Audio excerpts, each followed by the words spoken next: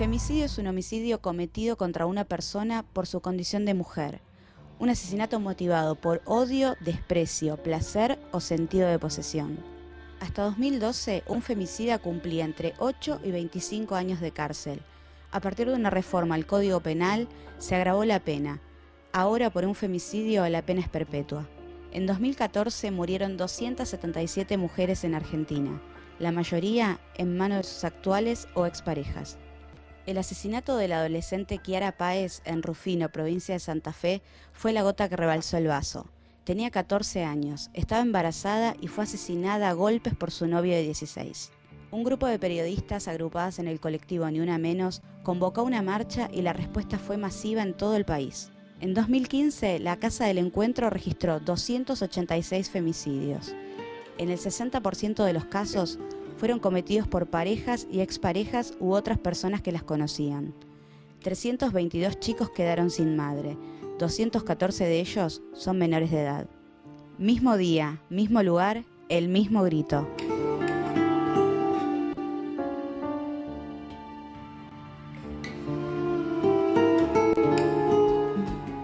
Bueno, cifras que duelen, cifras que espantan, y la pregunta con la que Tato arrancaba este bloque en el que Larisa nos trae toda la información última que hay después de todo este año, es qué cambió después del primer Ni Una Menos, que tanta revolución hizo hace ya un año.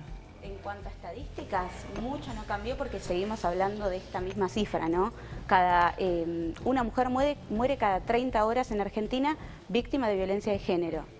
¿Qué se logró en este tiempo? Que logremos, se haya podido hablar un poco más del tema, claro, ¿no? Ahora la gente por ahí entiende un poco más, en algunos casos, ahora lo vamos a hablar igual con las especialistas, pero el concepto de violencia de género y el concepto de femicidio era algo que no teníamos muy claro hasta hace un tiempo, ¿no? Exacto, y la participación también de miembros, digamos, que trabajaban mucho sobre este tema, como es la directora de la Casa del Encuentro, dentro de lo que son los organigramas del Estado también. Totalmente. ¿No? Los que manejan números reales. Totalmente. Y no hace tanto, sí, porque ahora la Oficina de Violencia de la Corte Suprema sí tiene datos oficiales. Ahora sí se trabaja para que haya un registro oficial.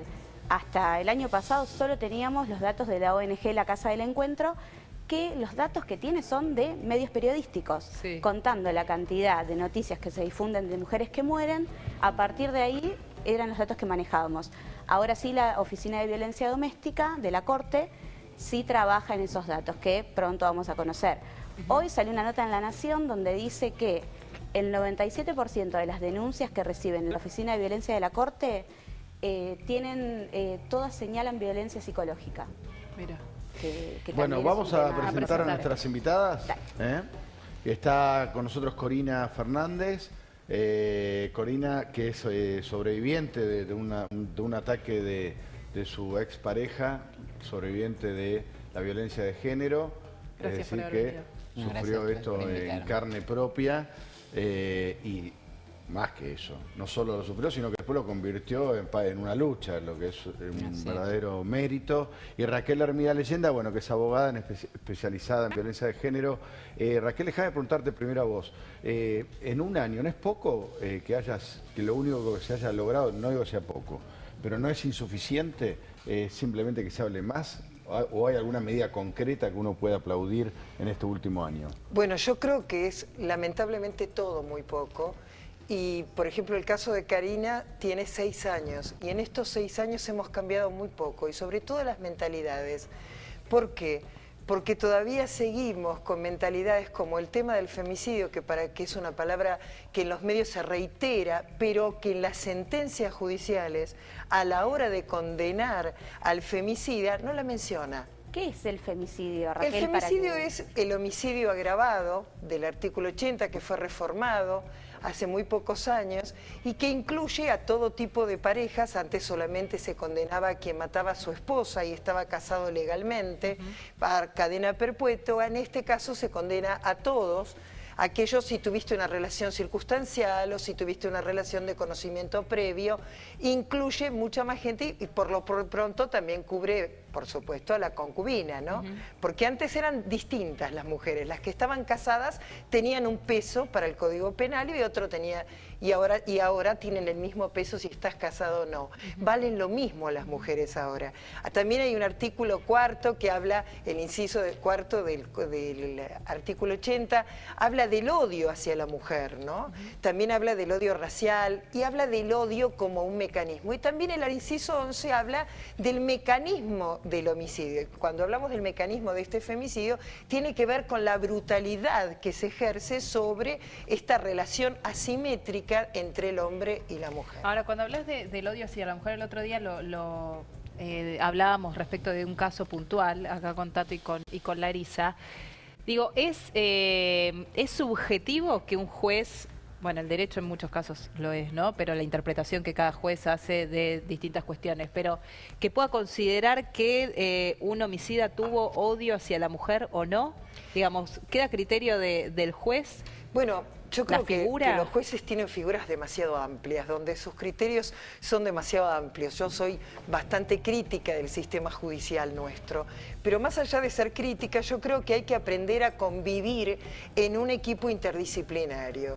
El juez, el fiscal, no puede trabajar solo. Cuando buscan a una chica desaparecida, tenemos que saber qué tipo de chica estamos hablando, qué tipo de víctima estamos hablando y qué tipo de femicida estamos hablando. Esto es concreto. Entonces necesitamos sí o sí que cuando se establezca el odio hacia la mujer, exista un equipo interdisciplinario que pueda asesorarlo concretamente al juez para que en las sentencias no escriba sinceramente cualquier cosa. Corina, cuando se llega a la justicia es cuando ya es tarde. Todo esto empieza mucho antes que en tribunales. En ese sentido, ¿qué es lo que se puede hacer? ¿Qué es lo que habría que hacer? Generar conciencia, educar desde las escuelas, porque acá en el fondo ¿qué hay? Machismo, ¿qué es lo que hay de fondo detrás de todo esto? Yo, bueno, como vos decías antes, he sido víctima, pero durante los últimos años me he estado formando en violencia y bueno, esto quedó como una misión para lo cual hoy tengo una ONG y trabajo ayudando a víctimas de violencia. Desde que, como ella dice, hace 6 años yo empecé con una lucha donde me sentía muy sola, porque la verdad es que no se hablaba de femicidio.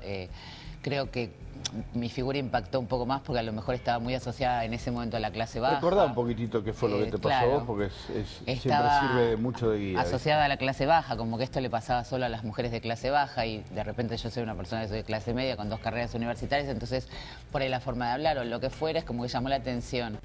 Pero en ese momento nadie hablaba, es decir, muy pocas mujeres se animaban a contar, como de repente por ahí estuve yo y me sentía como muy sola, ¿viste?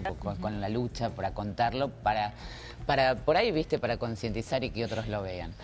Mi caso, para el que no lo recuerde, es el caso de, bueno, me separé del papá de mis hijas, le hice la exclusión del hogar, todas las medidas de prohibición de acercamiento, me fui a vivir con mis hijas a la casa de mi mamá. Y durante 1 año y medio no dejó de romper la prohibición de acercamiento, amenazarme de muerte reiterada. La amenaza era: te mato a vos, mato a las nenas y me suicido yo. Hice 80 denuncias, que no son 80 denuncias penales por amenaza de muerte reiterada. Finalmente, el 2 de agosto del 2010 vino a la puerta del colegio de mis hijas y me pegó 3 tiros, 3 balazos directos al corazón, a los cuales, bueno, sobreviví de milagro. Y bueno, en mi caso fue, digamos, un caso que fue como el que marcó jurisprudencia porque fue el primero considerado femicidio aún no habiéndome matado, es decir... Sí, por primera vez se habló de la figura de tentativa de femicidio. Eso no había pasado nunca. Él hizo todo para matarme, se disfrazó, vino a la puerta del colegio disfrazado de viejito, con un sobre todo, un sombrero, una peluca de rulos gruesos. Súper premeditado, pensado. Creo que, bueno, el error fue que apoyó el revólver, directamente me apoyó el revólver acá, y al no haber distancia, aparentemente la bala no tomó impacto, y además de otros riesgos que tocó la costilla, se desvió. Milagro puro. Milagro porque el tipo, a ver, él me disparó todo el cargador. 3 balas me pegaron, pero gracias a Dios no, digamos, no me mataron. ¿Y cómo convertiste esto, que fue estar entre la vida y la muerte, ahí en esa línea tan finita, Sí. en una lucha que hoy podés sentarte, hablar así del tema y además ayudar a tantas mujeres que pueden pasar por situaciones como la tuya o menores, pero que Sí. son violencia de género. Mira, yo digo que la vida, ¿viste? La vida te va llevando, es decir... ¿Tenés dos yo hijas, tuve mucha además? suerte, tengo 2 hijas que en ese momento tenían 8 y 9 años, hoy tienen 16 y 17.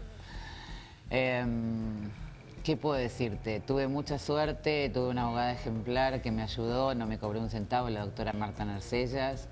Después Marta, tuve la claro, suerte como- de toparme en la vida con el doctor Daniel Mosca y su equipo, la doctora, la licenciada Claudia Vigil Echevarría.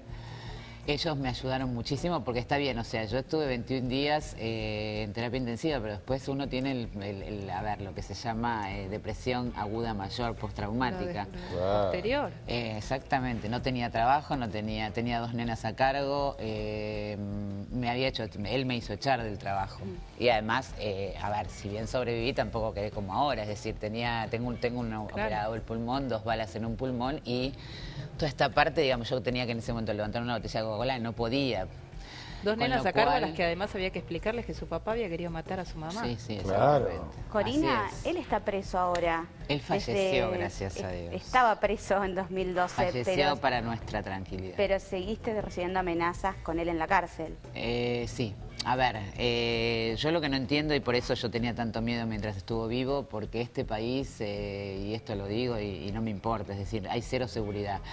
Cuando ¿Es él me estaba señor que está persiguiendo a muriendo? mí, Perdón, ¿eh? Sí, Javier Weber. cuando a mí él me estaba persiguiendo, realmente tengo que reconocer que vinieron y se acercaron y me dijeron, por 300 pesos te lo matamos. Y yo dije, la verdad que yo no voy a correr con ese cargo de conciencia en mi alma, o sea, no.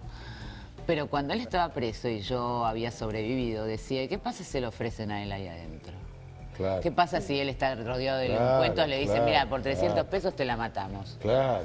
Ahora, decime cómo él supo. O sea, yo ahí me mudé cuando yo tenía una casa que vendí y, digamos, o sea, me mudé con las chicas unas 2, 3 veces por el terror de que me encuentre. Él sabía todas las direcciones.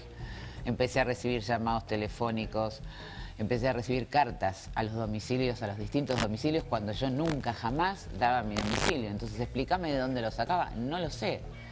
Pero lo tenía, porque llevaban cartas con nombre y apellido para mis hijas. Me estaba haciendo juicio por... Vos fíjate lo que es la ley, como yo digo, ¿no? Que no se cruzan ni siquiera los expedientes. Él me estaba haciendo juicio a mí por régimen de visitas. Quería que las nenas vayan a verlo a la cárcel. A lo cual no me hubiera puesto si ellas hubieran querido. Lo que pasa es que ellas no quisieron ver al papá desde el momento que vieron cómo me pegó el día que me fui. Estaban ahí. Y vieron además las veces que se acercaba constantemente a romper la prohibición de acercamiento y no lo hacía, lamentablemente no lo hacía con buena onda, lo hacía con toda la agresión. Y la más chica directamente agarraba el teléfono y decía, llamamos al 911. ¿Entendés?